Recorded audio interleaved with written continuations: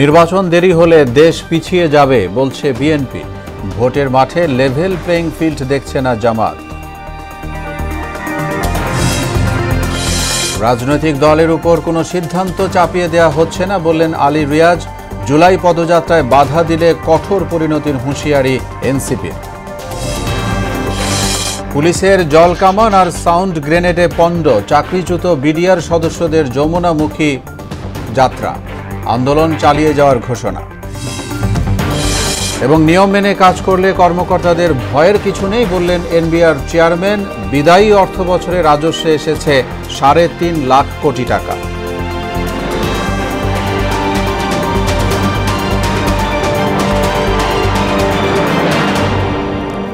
আসসালামু আলাইকুম। আমন্ত্রণ মোহনা সংবাদে এতক্ষণ শুনছিলেন শিরোনাম, সঙ্গে আছি মোহাম্মদ ওয়ালিউল্লাহ। এবার পুরো খবর।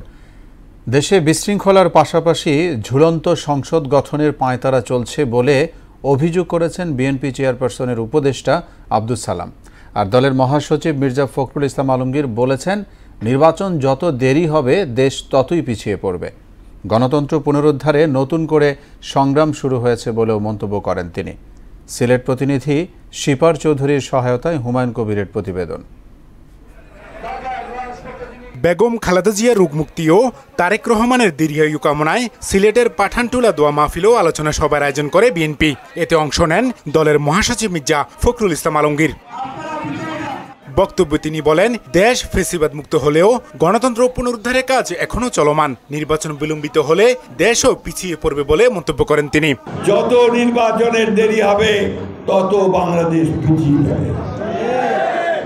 বিনিয়োগ আসবে না, ইনভেস্টমেন্ট হবে না, আমার ছেলেদের জব অপরচুনিটি তৈরি হবে না, আমার মায়েরা মেয়েরা আরো বেশি নিরাপত্তা হারাবে, ডেমোক্রেসি আরো বাড়বে, জুডিশিয়াল সিস্টেম ভেঙে পড়বে, আইন শৃঙ্খলা পরিস্থিতি ভেঙে পড়বে। সেই জন্য দরকার একটা নির্বাচিত সরকার। গণতন্ত্র পুনরুদ্ধারে নতুন সংগ্রাম শুরু হয়েছে জানিয়ে বিএনপির ৩১ দফাতেই দেশের ভবিষ্যৎ বলে জানান মির্জা ফখরুল। আমাদেরকে আমাদের নেতা তারেক রহমান সাহেব, আমাদের নেত্রী দেশনেত্রী বেগম খালেদা জিয়া আমাদেরকে যে ইঙ্গিত দিয়েছেন, যে পথ দেখিয়েছেন, যে নির্দেশ দিয়েছেন, এগিয়ে চলো সামনের দিকে, জয় আমাদের সুনিশ্চিত। এদিকে জাতীয় প্রেস ক্লাবে এক আলোচনা সভায় বিএনপি চেয়ারপারসনের উপদেষ্টা আব্দুস সালাম বলেন, জনগণের ভোটে নির্বাচিত হওয়া সম্ভব নয় বুঝতে পেরেই কিছু রাজনৈতিক দল পিয়ার পদ্ধতিতে নির্বাচন চায়। বাংলাদেশে হঠাৎ করে একটা নতুন সিস্টেম আনার জন্য কিছু কিছু দল বেশি তৎপর হয়ে পড়ছে। এটার একমাত্র কারণ যে তারা জনগণের ভোটে নির্বাচিত হতে পারবে না বা পারে না, বা এখনো বুঝতেছে যদি নির্বাচন হয় জনগণের ভোটে তাদের সংসদ সদস্য হওয়ার সম্ভাবনা একেবারেই নাই। আগামীতে আর কেউ যাতে ফ্যাসিস্ট রূপে আবির্ভূত হতে না পারে সেই বিষয়ক সংস্কার শেষ করে দ্রুত নির্বাচন দিতে অন্তর্বর্তী সরকারের প্রতি আহ্বানও জানান তিনি। আমাদের প্রতিপক্ষ স্বৈরাচার, আমাদের প্রতিপক্ষ ফ্যাসিবাদ, আমাদের প্রতিপক্ষ ছাত্ররাও না, এই যে সমস্ত রাজনৈতিক দল আছে তারাও না। একটা জায়গায় কিন্তু এক থাকতে হবে যাতে আবার ওই ফ্যাসিবাদ ফিরে না আসে। হুমায়ুন কবির, মোহনা সংবাদ, ঢাকা। জামাতে ইসলামী নির্বাচন পেছাতে চায় না, বরং সুষ্ঠু পরিবেশ দেখতে চায়, এমন মন্তব্য করে দলটির সেক্রেটারি জেনারেল মিয়া গোলাম পরোয়ার বলেছেন, এই মুহূর্তে নির্বাচনের জন্য লেভেল প্লেইং ফিল্ড নেই। সোহরাওয়ার্দী উদ্যানে ১৯ জুলাই অনুষ্ঠিতব্য জাতীয় সমাবেশের মাঠ পরিদর্শনে গিয়ে তিনি বলেন, সরকারের ভূমিকায় জনগণ নিরপেক্ষ নির্বাচন নিয়ে আশ্বস্ত নয়। আসন্ন জাতীয় সমাবেশে সবাইকে অংশগ্রহণের আহ্বান জানান মিয়া গোলাম পরোয়ার। আমাদের এই জনসভার যে মূল উদ্দেশ্য, একটি অবাধ নিরপেক্ষ গ্রহণযোগ্য নির্বাচনের উদ্দেশ্যে লেভেল প্লেইং ফিল্ড, নির্বাচনের পূর্বে প্রয়োজনীয় সংস্কার শেষ করা, মানবতা বিরোধী অপরাধে অভিযুক্তদের বিচারকে দৃশ্যমান করা, পিয়ার পদ্ধতিতে আমাদের জাতীয় নির্বাচনের যে দাবি উঠেছে সর্বমহল থেকে সেটা মেনে নেওয়া, জুলাই অভ্যুত্থানকে নিয়ে যে জুলাই ডিক্লারেশন, যে জুলাই সনদ, সেটা ঘোষণা এবং বাস্তবায়নের জন্য আমরা জুলাই বিপ্লবের প্রথম বার্ষিকী এই জুলাই মাসের মধ্যেই সেটা সরকারকে বাস্তবায়ন এবং ঘোষণার দাবি করেছি। সেই দাবি এই ময়দানের জনসভা থেকে উত্থিত হবে। আদালতের সম্প্রসারণ বিষয়ে জাতীয় ঐক্যমত্য কমিশনের বৈঠকে রাজনৈতিক দলগুলো একমতে পৌঁছেছে বলে জানালেন এবি পার্টির চেয়ারম্যান মুজিবুর রহমান মঞ্জু। এর আগে রাজনৈতিক দলগুলোর সাথে বৈঠকের সূচনা বক্তব্যে কমিশনের সহসভাপতি অধ্যাপক আলী রিয়াজ বলেন, রাজনৈতিক দলের উপর কোনো সিদ্ধান্ত চাপিয়ে দেওয়া হবে না, বরং দ্বিমত থাকা বিষয়গুলোতে সংশোধিত আকারে আলোচনা হবে।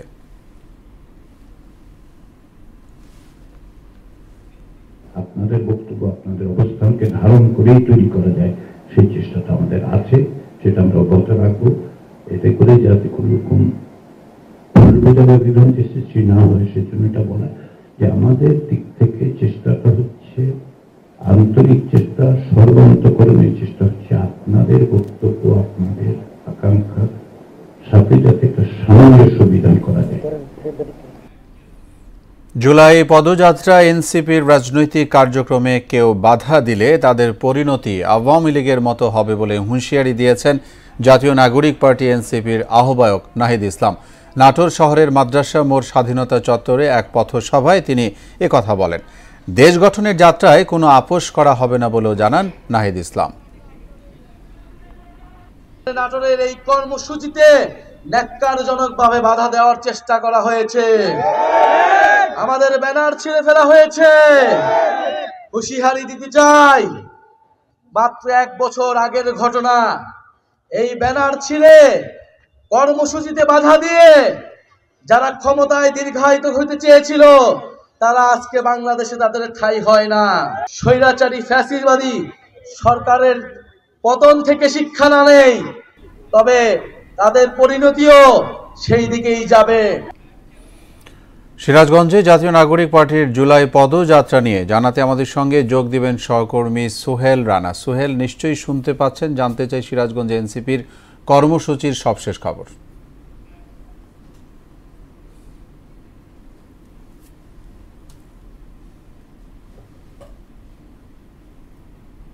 জি ধন্যবাদ অলি। আপনি জানেন দেশব্যাপী দেশ গড়তে জুলাই পদযাত্রা শুরু করেছে এনসিপি।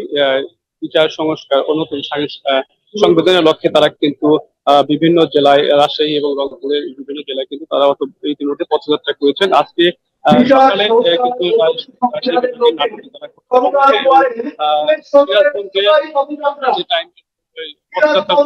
সেটি কিন্তু ইতিমধ্যে হয়েছে এবং জেলার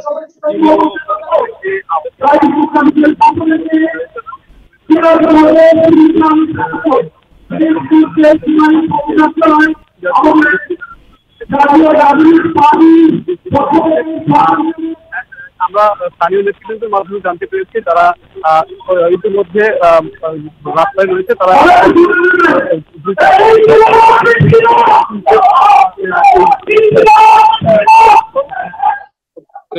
স্থানটি রয়েছে নির্ধারিত স্থানটিতে, সেই স্থানটিতে কিন্তু তারা কিন্তু পৌঁছাবে বলে তারা কিন্তু জানিয়েছেন। আমরা জানি এই পথযাত্রা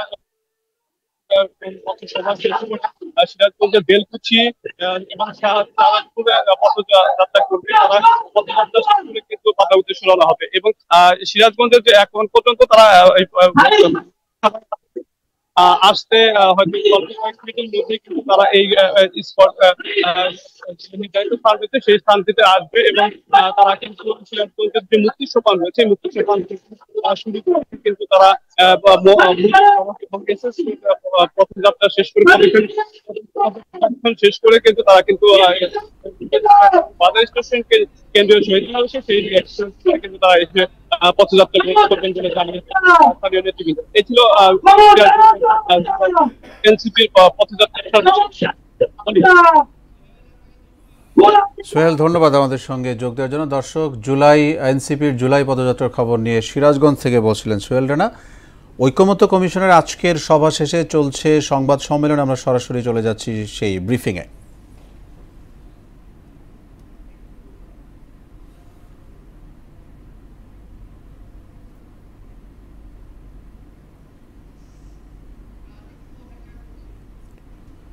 দর্শক, আমরা সংযোগটি স্থাপন করার জন্য অপেক্ষা করছি।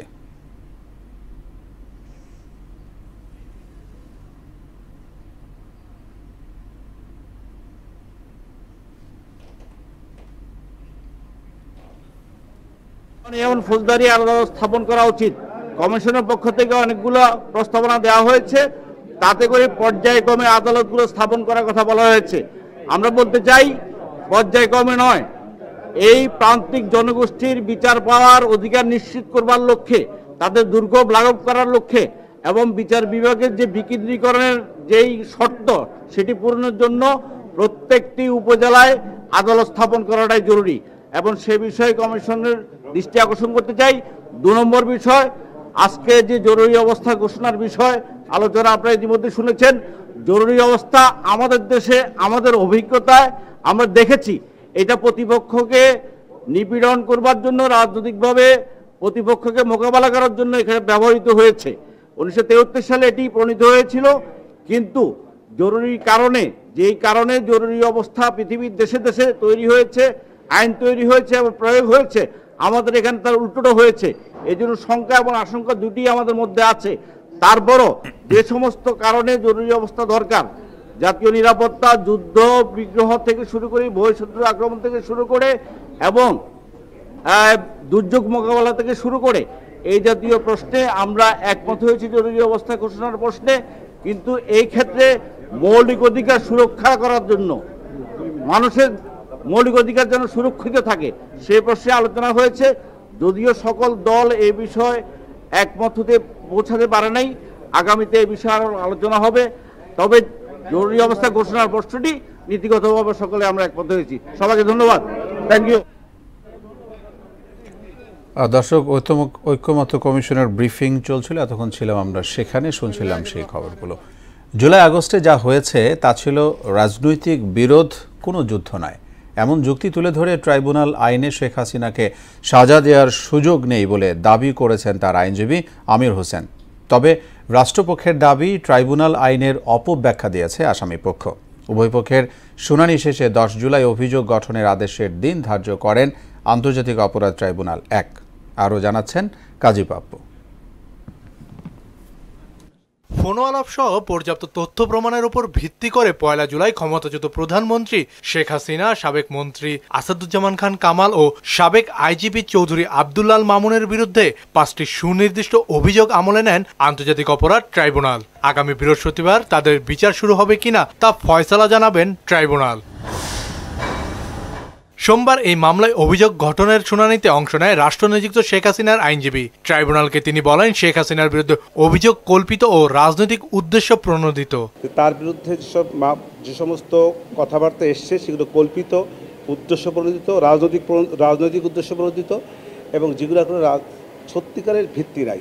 আমার প্রার্থনা হলো, আমি চাচ্ছি আসামিদেরকে এই মামলার দায় হইতে অব্যাহতি। পরে তিনি মামলা থেকে আসামিদের প্রত্যাহারের আবেদন করলে তার বিপক্ষে যুক্তি তুলে ধরেন প্রসিকিউশন টিম। তারা জানান, সাক্ষ্য প্রমাণের ভিত্তিতেই অভিযোগের সত্য মিথ্যা নির্ধারণ হবে। এই 3 জনের বিরুদ্ধে 5টি সুনির্দিষ্ট অভিযোগ আনা হয়েছে। সেই 5টি সুনির্দিষ্ট অভিযোগ থেকে ওনারা অব্যাহতি চেয়েছেন এবং আমরা প্রসিকিউশনরা অভিযোগ গঠনের জন্য আবেদন করেছি। সেটির উপরেই আদেশ হবে আগামী 10 জুলাই 2025। বিচার শুরু হবে চার্জ গঠনের মধ্য দিয়ে।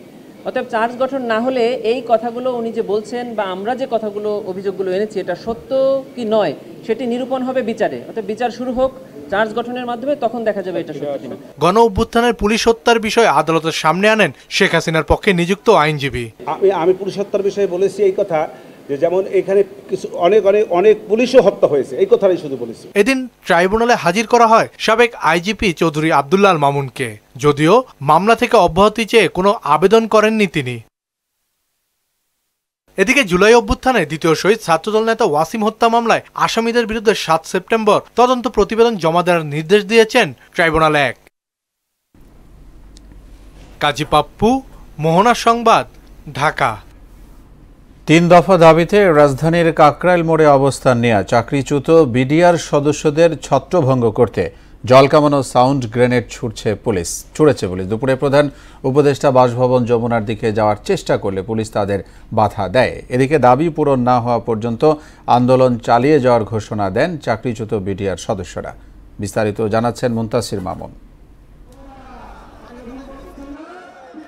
কয়েক মাস ধরে নানা দাবিতে আন্দোলন করছে বিডিআর চাকরিচ্যুত সদস্যরা। সোমবার সকাল থেকে কাকরাইল মোড়ে অবস্থান নেন তারা।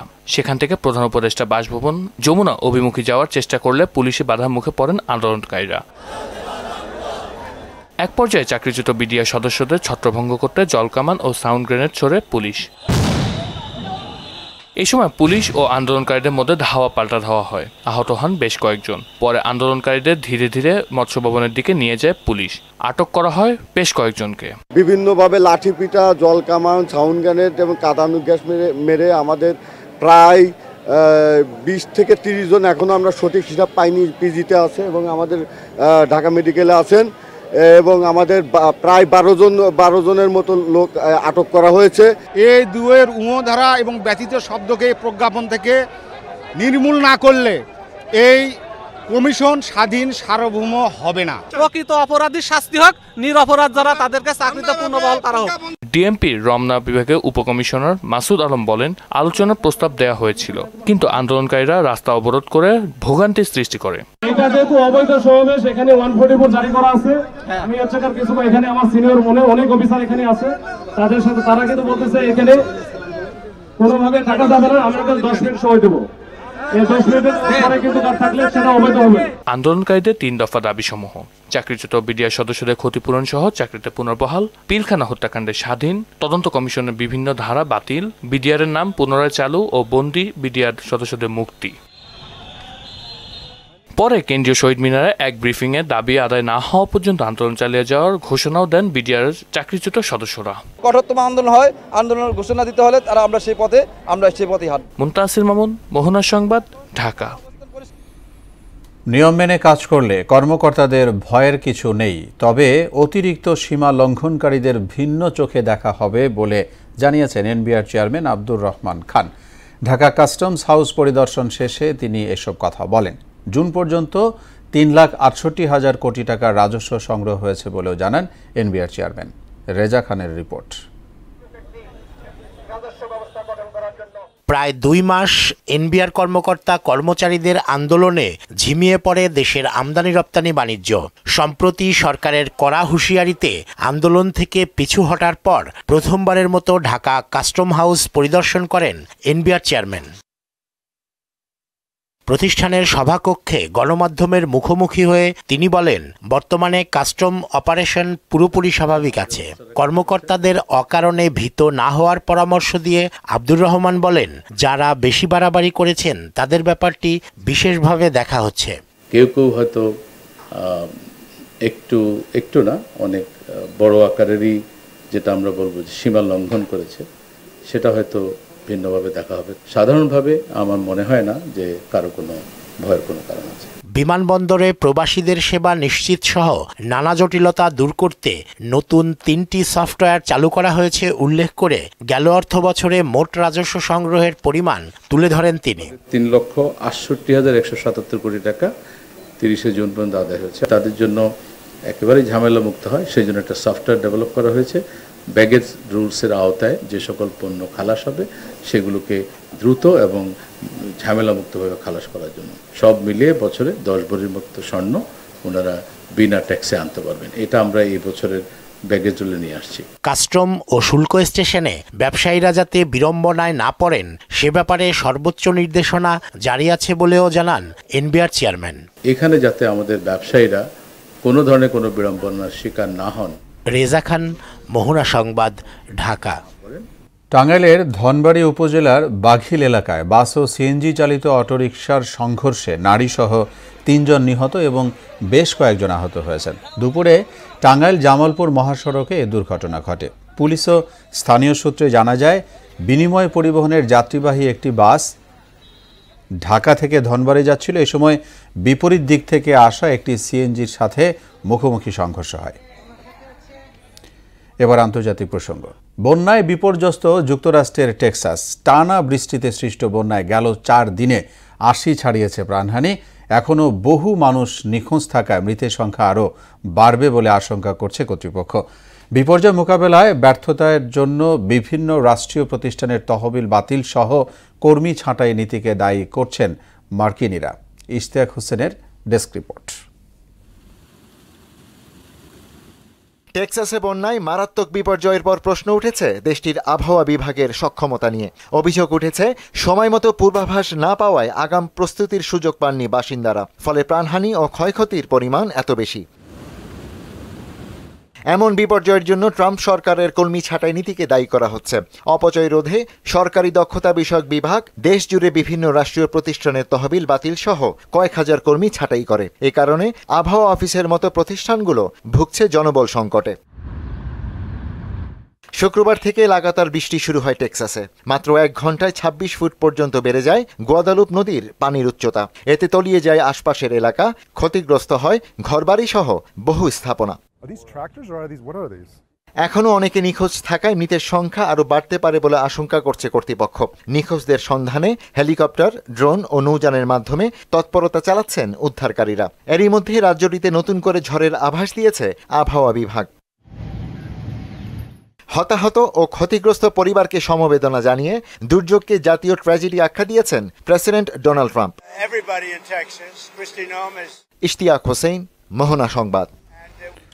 ক্রিকেটের খবর, বাংলাদেশের বিপক্ষে টি-20 সিরিজের দল ঘোষণা করেছে শ্রীলঙ্কা। দীর্ঘদিন পর দলে ফিরেছেন দাসুন সানাকা ও চামিকা করুণারত্নে। তবে নিউজিল্যান্ড সিরিজে বাজে ফর্মের কারণে দলে জায়গা পাননি ভানুকা রাজাপাকসে। এক সংবাদ বিজ্ঞপ্তিতে 17 জনের দল ঘোষণা করেছে লঙ্কান বোর্ড। আগামী 10 জুলাই ক্যান্ডিতে শুরু হবে 3 ম্যাচের টি-20 সিরিজ।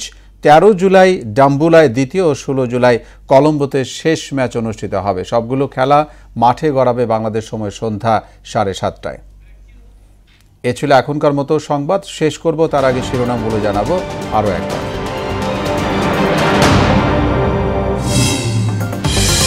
নির্বাচন দেরি হলে দেশ পিছিয়ে যাবে বলছে বিএনপি। ভোটের মাঠে লেভেল প্লেইং ফিল্ড দেখছে না জামাত।